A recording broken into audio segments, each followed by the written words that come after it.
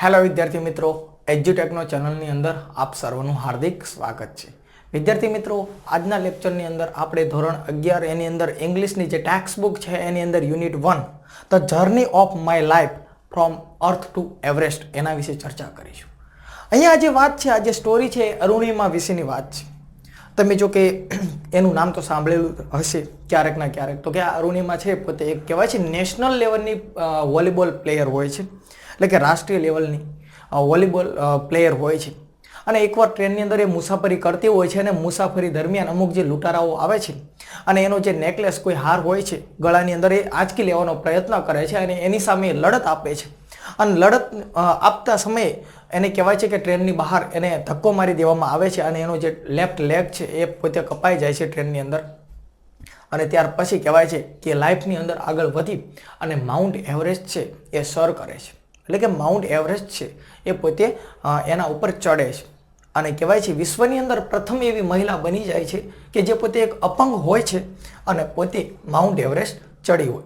તો જોઈએ આપણે ડિટેલની અંદર એના વિશે ચર્ચા કરીએ, શરૂઆત કરીએ લેક્ચરની. આપણો લેક્ચર છે the journey of my life from earth two Everest. મારા જીવનની એક જર્ની એટલે કે પ્રવાસ. અહીંયા આપણને આપેલું છે કે અર્થ ટુ એવરેસ્ટ, એટલે અર્થ એટલે તો પૃથ્વી થાય અને એવરેસ્ટ એટલે કે માઉન્ટ એવરેસ્ટ. અર્થના આપણે અહીંયા ઘણા બધા અર્થ કાઢી શકીએ, એટલે કે શૂન્યથી શરૂઆત. આપણે એક રીતે કહીએ તો કે શૂન્યથી શરૂઆત, લેગ નથી, એક પગ નથી અને છતાં માઉન્ટ એવરેસ્ટ ચડવું, એટલે કહેવાય ને શૂન્યથી શરૂઆત પણ આને કહી શકીએ. તો જોઈએ, શરૂઆત કરીએ. શું થાય છે તો કે Arunima Sinha was a national level volleyball player.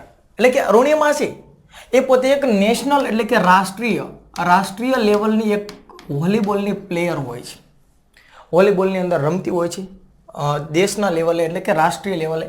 Van she was travelling on a train, એટલે કે વેન એટલે કે જ્યારે એ પોતે ટ્રાવેલિંગ એટલે કે મુસાફરી કરતી હોય છે ટ્રેનની અંદર. તો કે એ સમયે શું થાય છે તો કે સમ ઠગ્સનો અર્થ છે લૂંટારાઓ. ઠગ્સ એટલે કે શું થશે તો કે લૂંટારાઓ. અમુક જે લૂંટારાઓ હોય તો કે એ લૂંટારાઓ ટ્રાય કરે છે, પ્રયત્ન કરે છે સ્નેચ એટલે કે આંચકી લેવા માટે પ્રયત્ન કરે છે. શું આંચકી લેવા માટે? હર ગોલ્ડન ચેન, એટલે કે એના ગળાની અંદર જે એને ગોલ્ડન ચેન પહેરેલો હોય છે એને આંચકી લેવા માટેનો પ્રયત્ન કરે છે. ત્યાર પછી she fought back but was thrown out the speeding train.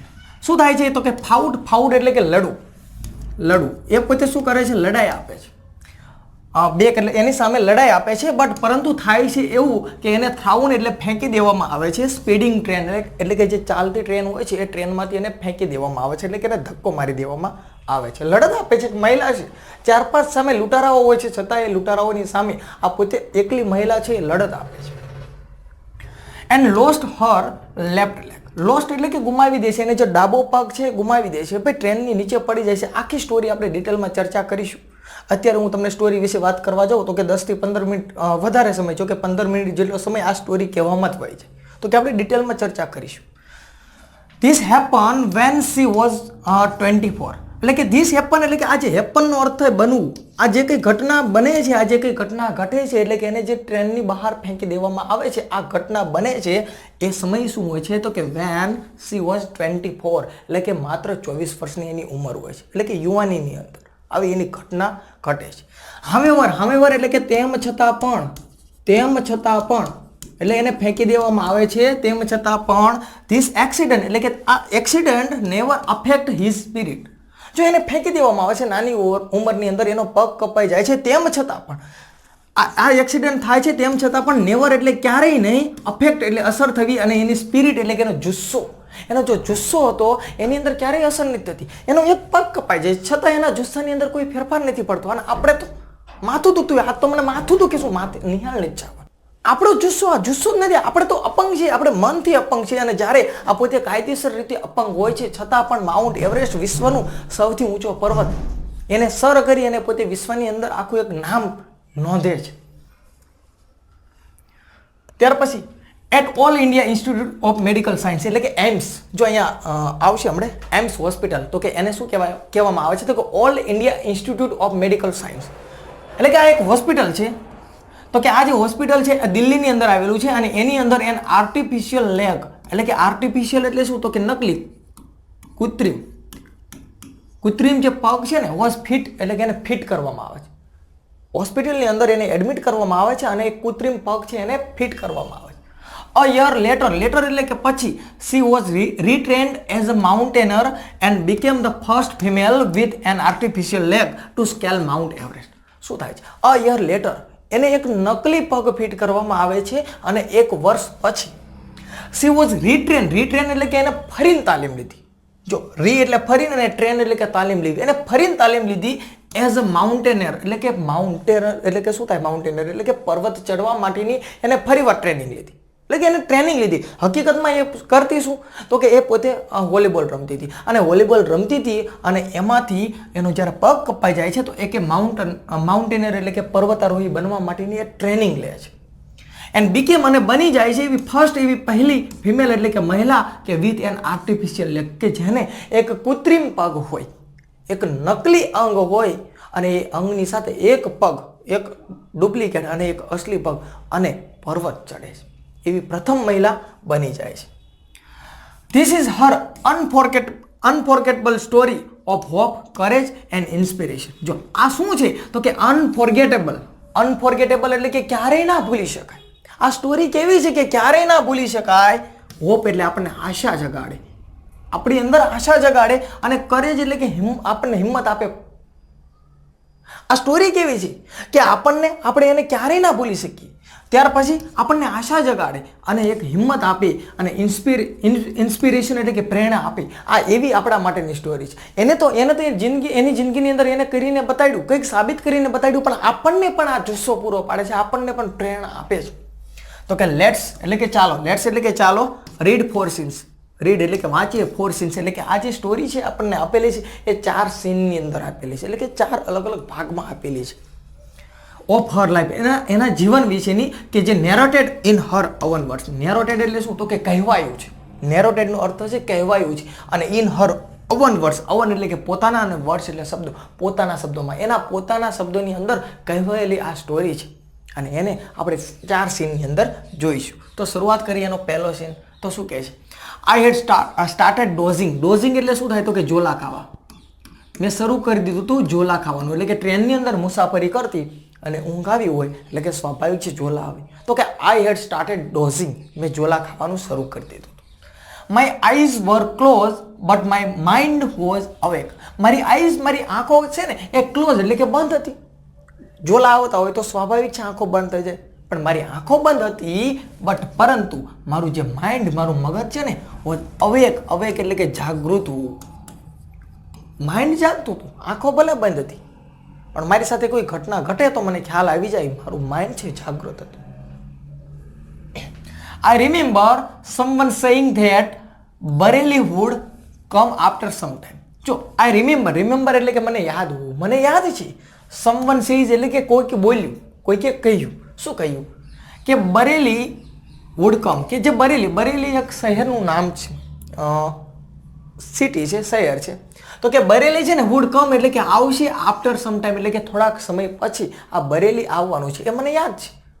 હું ઝોલા ખાતી હતી, મારું માઇન્ડ છે જાગ્રત હતું, એટલા માટે મને ખ્યાલ હતું કે કોઈક આવું બોલ્યું કે બરેલી છે થોડાક સમયની અંદર આવશે.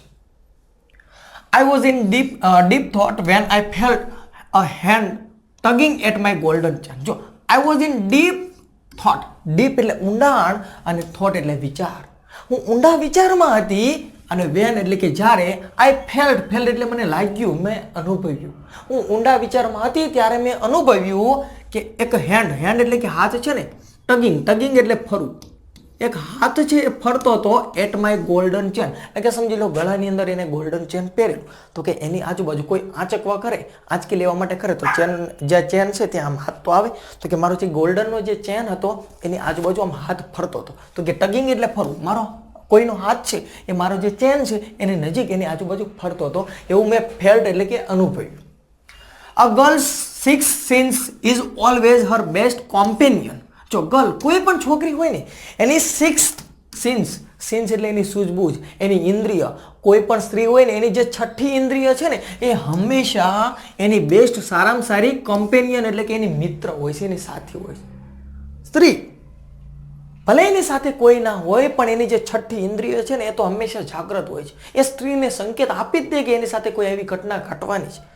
તો એની સાચી કોઈ મિત્ર હોય, કોઈ સ્ત્રી છે એની સાચી કોઈ મિત્ર હોય ને તો એની છઠ્ઠી ઇન્દ્રિય છે. ત્યાર પછી કે I instinctively open my eyes and saw 4 or 5 young men around me. શું કહેવા માંગે છે? તો કે આઈ ઇન્સ્ટિંક્ટિવલી એટલે શું થશે? તો કે ઇન્સ્ટિંક્ટિવલી એટલે કે એનો અર્થ એવો થશે કે સામાન્ય રીતે.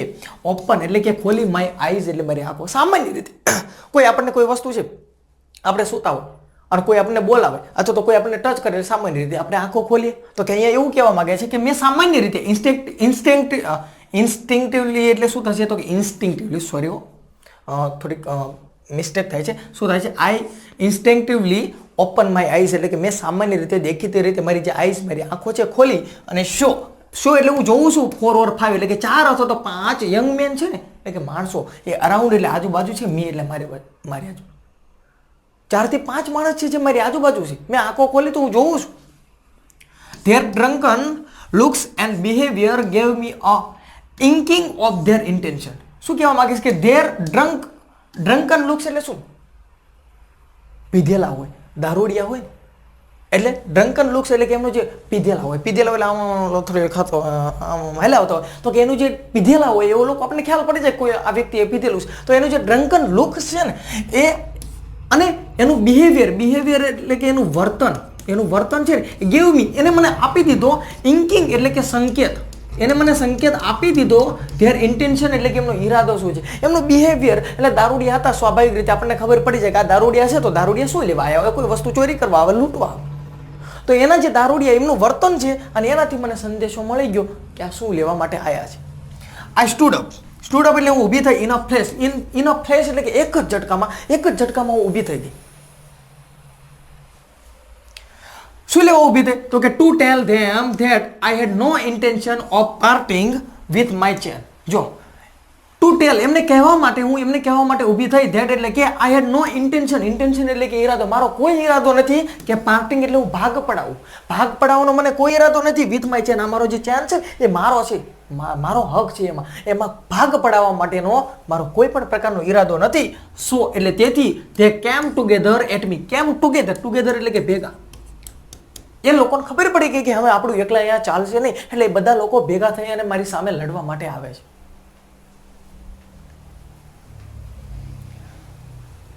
Even though the compartment was full, none of my fellow passenger got up to even inquire what was happening. જો શું કે even though એટલે તેમ છતાં પણ. શું તેમ છતાં પણ? તો કે ધ કોમ્પાર્ટમેન્ટ એટલે કે જે ડબ્બો છે વોઝ ફૂલ. આખો ટ્રેનનો જે ડબ્બો છે આખો ફૂલ હતો, આખો ડબ્બો ભરેલો હતો. None of my fellow passenger, none એટલે કોઈ નહીં અને માય ફેલો પેસેન્જર એટલે કે મારા સાથી મિત્રો છે એમાંથી નન એટલે કોઈ પણ એવું નહોતું કે ગોટઅપ એટલે ઊભું થયું. ગોટઅપ ટુ ઇવન ઇન્ક્વાયર એટલે પૂછપરછ કરવા માટે કોઈ પણ એવું નહોતું. ગોટઅપ ઊભું થયું માય ઇન્ક્વાયર એટલે પૂછપરછ કરવા માટે કે વોટ વોઝ હેપનિંગ. હેપન એટલે બનવું, કે શું બન્યું, શું થયું. આખો ડબ્બો ટ્રેનનો ભરેલો હતો. મારી સાથે મારા પણ બીજા સાથી મિત્રો હતા. હવે ટ્રેનની અંદર સામાન્ય રીતે 90 સીટ હોય, બાકી તો બીજી સુવાની જગ્યા, ઊભું રહેવાની, ડબલ બેસતા હોય બધા, એ બધું અલગ છે. છતાં કે આખો ડબ્બો ફૂલ ભરેલો હતો, છતાં કોઈ પણ આવ્યું નહીં કે શું થયું એ પૂછવા માટે પણ કોઈ ના આવ્યું. Forgot about their coming to my rescue. Forgot એટલે હું ભૂલી જઈ. અબાઉટ ધેર કમિંગ કે એ લોકો આવશે માય રેસ્ક્યુ એટલે શું? તો કે મારી કહેવાય રેસ્ક્યુ એટલે એક પ્રકારનું ઓપરેશન એટલે ડૉક્ટરનું ઓપરેશન નહીં, પણ મારી જે આ લડત ચાલતી હતી એ લોકો મારી સામે લડવા માટે આવ્યા. મારો જે સોનાનો ચેન છે એ આંચકી લેવા માટે આવ્યા અને એના માટે એ રેસ્ક્યુ માટે હું ભૂલી ગઈ કે એ લોકો આવશે. કારણ કે આખો ડબ્બો ભરેલો હતો છતાં કોઈ પણ પૂછવા પણ ના આવ્યું. જોવો તો ખરા આપણા દેશની હાલત.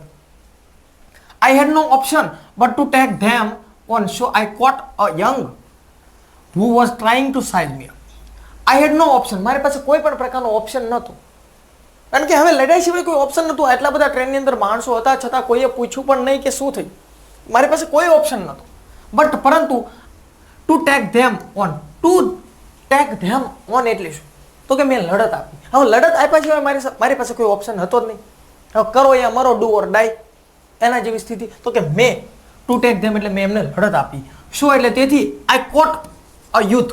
આ કોટ મેં પકડ્યો, અને યુથ એટલે કે એક યુવાન હતો એને મેં પકડ્યો, અને હુ વોઝ ટ્રાઇંગ કે એ વ્યક્તિ, હુ એટલે કોણ, તો કે જે વ્યક્તિને મેં પકડ્યો એ વ્યક્તિ છે વોઝ ટ્રાઇંગ એટલે પ્રયત્ન કરતો હતો ટુ સાઇઝ મી એટલે મારા માપવા માટે, મને માપવા માટે, એટલે મારી સાઇઝ નથી માપી પણ મારી તાકાત માપતો હતો, મારી સામે લડવા માટે આવતો હતો કે હું તારો ચેન છે ને એ હું આંચકીને જ રહી. અને એને મેં પકડ્યો, અને કઈ રીતે, તો કે બાય હિઝ કોલર, એટલે કે એની જે કોલર છે ને સીધી મેં એની કોલર પકડી. આઈ કે તું ખબર પડે, મેં એની કોલર પકડી and push him back, push એટલે મેં ધક્કો માર્યો, બેક એટલે પાછો, મેં પાછો ધક્કો મારી દીધો. આ kick a couple of other, kick એટલે પણ શું, પાટો મારવી, ધક્કો મારો, પાટો માર્યું ને આપણે કિક, એટલે પાટો માર્યું એટલે કિક કહેવાય. તો કે આ કિક મેં કિક આપી a couple of other. Couple of other એટલે શું, તો કે જોડીમાં. મેં પછી એ લોકોને પણ અંદાજો આવી ગયો, એટલે એ લોકો જોડીમાં, હવે 4-5 વ્યક્તિ તો હતા, પહેલા એક વ્યક્તિ આવ્યો તો કામ ના બન્યું, એટલે પછી એ લોકો કપલ ઓફ અધર, અધર એટલે કે બીજા, એ બધા પછી બીજા જે લોકો છે જોડીમાં આવ્યા, એટલે કે બે વ્યક્તિ થઈને આવ્યા લડવા માટે.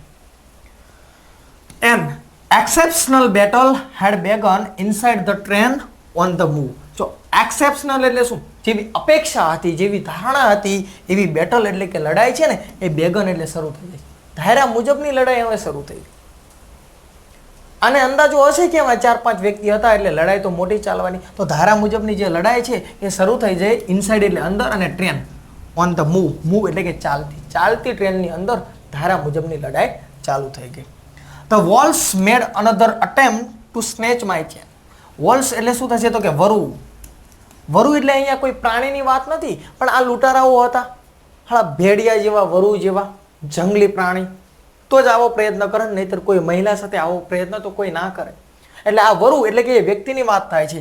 આ વરુ છે ને એને મેડ એટલે બનાવ્યો, અનધર એટલે કે બીજો, અને અટેમ્પ્ટ એટલે પ્રયત્ન. આ ભેડિયાઓએ બીજો પ્રયત્ન કર્યો લૂંટવા માટેનો. પ્રયત્ન બનાવ્યો ના કહેવાય, પણ પ્રયત્ન કર્યો એમ. હકીકતમાં મેડ એટલે બનાવવું થાય, પણ અહીંયા બનાવવાની વાત નથી, આ કે રોટલી નથી તો આપણે બનાવી નાખી, પણ એમને બીજો પ્રયત્ન કર્યો એવું કહેવા માંગે છે. શું પ્રયત્ન કર્યો, સ્નેચ એટલે આંચકી લેવા માટે, માય ચેન મારો જે ચેન છે ને એને આંચકી લેવા માટે આ લોકોએ બીજો પ્રયત્ન કર્યો. Still I resisted until one of them driven by a frenzy gave me an extra hard kick using all his force.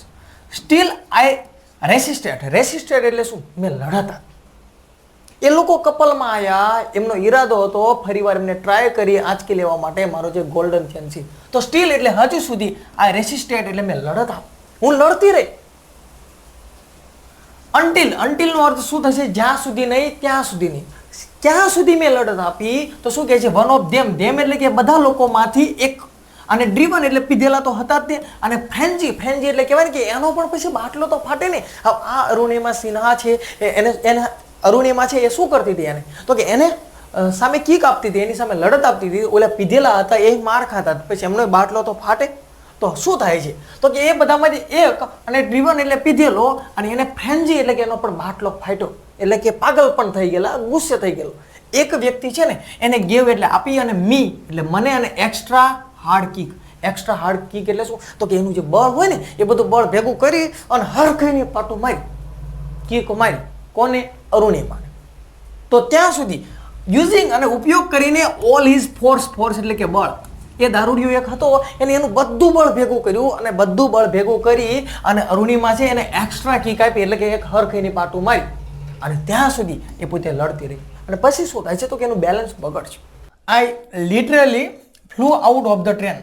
ભાઈ લિટરલી એટલે કે સામાન્ય રીતે, દેખીતી રીતે હું પોતે ફ્લુ આઉટ એટલે કહેવાય ને ઉડતી હતી, ઓફ ધ ટ્રેન એટલે સ્વાભાવિક છે ભાઈ, કોઈ ટ્રેનમાંથી, ચાલતી ટ્રેનમાં ધક્કો દે તો આપણે ટ્રેનની એટલી સ્પીડ હોય એટલે થોડી વાર હવામાં તો ઉડીએ. તો કે હું દેખીતી રીતે ટ્રેનમાંથી ઉડતી હતી. Steel holding my mobile phone, એટલે મારા હાથમાં મારો મોબાઈલ ફોન હતો, અને હું ટ્રેનમાંથી દેખીતી રીતે હું ઉડતી હતી. આઈ વોઝ મિડ એર એટલે કે હું અડધી હવામાં હતી. અને when I flew right into another train moving on the next train.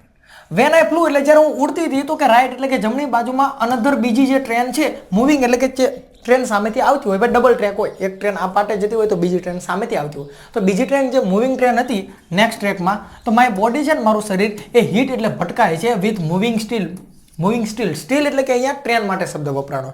તો જે બીજી ટ્રેન આવે છે એની સાથે મારું જે શરીર છે અથડાય છે.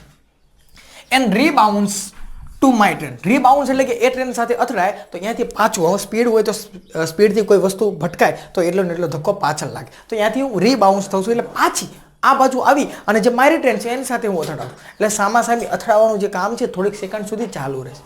રીબાઉન્ડ થાય છે મારું શરીર. અને ધીસ પિંગ પોંગ, એટલે પિંગ પોંગ એટલે શું, તો કે આ ટ્રેનથી સામે ટ્રેન અથડાય, ત્યાંથી આ બાજુ અથડાય, તો જે આ સામસામી જે અથડાવાની જે ઘટના છે એ મસ્ટ હેવ કન્ટિન્યુ, એટલે ચાલુ રહેશે ફોર સેવરલ સેકન્ડ, એટલે કે થોડીક સેકન્ડો સુધી સામસામે જે અથડાવાનું જે આ સ્થિતિ છે, પરિસ્થિતિ છે એ થોડીક સેકન્ડ સુધી ચાલુ રહે છે. બિફોર ગ્રેવિશનલી ફોર્સ પુલ્ડ મી ડાઉન. બિફોર એટલે પહેલા, અને ગ્રેવિશનલી ફોર્સ એટલે બળ, અને ગ્રેવિશનલી એટલે કે ગુરુત્વાકર્ષણ બળ. ગુરુત્વાકર્ષણ બળ છે જ્યાં સુધી મને ખેંચતું નથી એની પહેલાં તો મારું અથડાવાનું ચાલુ રહેશે, અને જ્યારે ગ્રેવિશનલી ફોર્સ એટલે કે ગુરુત્વાકર્ષણ બળ છે પુલ મી ડાઉન એટલે મને ખેંચી લેશે. અને એ સમયે શું થાય છે તો કે ડિસ્પાઇટ માય એફર્ટ, ડિસ્પાઇટ એટલે તેમ છતાં પણ, માય એફર્ટ એટલે મારા પ્રયત્નો હોવા છતાં પણ મારો જે લેફ્ટ લેગ, મારો ડાબો પગ છે ને, ફેલ એટલે પડે છે ઓન ધ ટ્રેક. મેં ઘણો પ્રયત્ન કર્યો મારી જાતને બચાવવા માટે, પણ છતાં મેં પ્રયત્ન કર્યા, આ છતાં પણ મારો જે ડાબો પગ છે અને એ ટ્રેન, મારી જ જે પોતાની ટ્રેન હતી એના પાટા નીચે પડે છે અને મારો પગ ખચ કરી અને મારો પગ કપાઈ જાય છે. વિચાર કરો એના ચીઝ કેટલી એને તકલીફ પડી છે. હવે એની સાથે ઘટના ઘટે છે. ચાલો તો આગળ જોઈએ આપણે શું કહે છે. ખચ, that was the sound of my leg.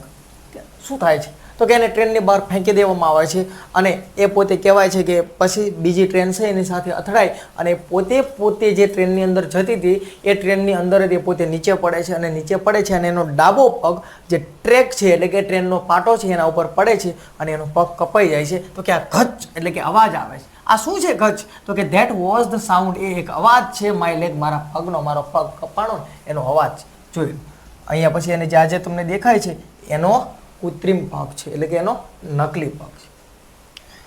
Gating chop એટલે કે એનો પગ કપાઈ ગયો, એનો પગ કપાઈ જાય છે. There was no one to hear my intense scream. શું કહે છે, ધેર વોઝ નો એટલે ત્યાં કોઈ હતું નહીં, હિયર એટલે કે સાંભળે, અને માય ઇન્ટેન્સ સ્ક્રીમ એટલે શું, તો કે મારી તીવ્ર ચીસ. ઇન્ટેન્સ એટલે કે તીવ્ર, અને સ્ક્રીમ એટલે કે ચીસ. મારી ચીસ છે, મારો અવાજ છે એ સાંભળવા માટે કોઈ હતું નહીં. પાટાની નીચે પડી તો કે એ પોતે એકલી હતી. સ્વાભાવિક છે, વિચાર તો કરો, આખો પગ સીધો ટ્રેનની નીચે આવી અને કપાઈ જાય છે, તો એ અવાજ, એની જે ચીસ એ કેટલી એનો અવાજ કેટલો આવ્યો છે એની કલ્પના તો કરો. આઈ લે મોશનલેસ ફોર અ વાઇલ. લે એટલે શું, તો કે પડ્યા રહેવું. હું પડી રહી. મોશનલેસ એટલે કે હલ્યા વગર. હું હલ્યા વગર પડી રહી. હવે ભાઈ હલવાની હિંમત પણ થાય, વિચાર તો કરો. આઈ લે, હું પડી રહી. મોશનલેસ એટલે હલ્યા વગર, ફોર અ વાઇલ એટલે કે થોડાક સમય તો હું હલ્યા વગર પડી જ રહી. અને વોચિંગ એટલે જોતી રહી the red tail light of the train until it dimmed and face into darkness. Watching હું જોતી રહી ધ રેડ, લાલ, ટેલ એટલે કે પૂંછડી, પણ અહીંયા પૂંછડીની વાત નથી. ટ્રેન જાય અને તમે સામાન્ય રીતે જોજો કે કોઈ ટ્રેન જાય ને એની પાછળ લાલ લાઇટ હોય, તો ટેલ એટલે પૂંછડીની વાત નથી, પણ જે ટ્રેન હોય ને એની પાછળ જે લાલ લાઇટ હોય ને એની વાત થાય છે. હું એ લાલ લાઇટને જોતી રહી. અન્ટિલ એટલે ત્યાં સુધી, જ્યાં અન્ટિલનો અર્થ એવો થશે જ્યાં સુધી નહીં, ત્યાં સુધી જોતી રહું છું. તો કે ડીમ થઈ જાય એન્ડ ફેડ એટલે પણ ઝાંખું થઈ જવું, કે ડાર્કનેસ, અંધારાની અંદર જાય તો પછી આછી થઈ જાય લાઇટ. જેમ દૂર જાય એમ પછી લાઇટ તો આછી થઈ જાય, સ્વાભાવિક છે. અને ત્યાં સુધી હું એ લાઇટ છે એને જોતી રહી. અને ધ્યાન એટલે કે પછી આઈ ફેન્ટ એટલે કે હું બેહોશ થઈ ગઈ. પછી હું બેહોશ થઈ ગઈ અને પછી ટ્રેન ઘણી બધી પસાર થઈ છે, કોઈ વ્યક્તિએ જોયું હોય છે, અને પછી એને દિલ્હીની અંદર જે all India Institute of Medical Science એટલે કે એમ્સ હોસ્પિટલ છે એની અંદર એને એડમિટ કરવામાં આવે છે.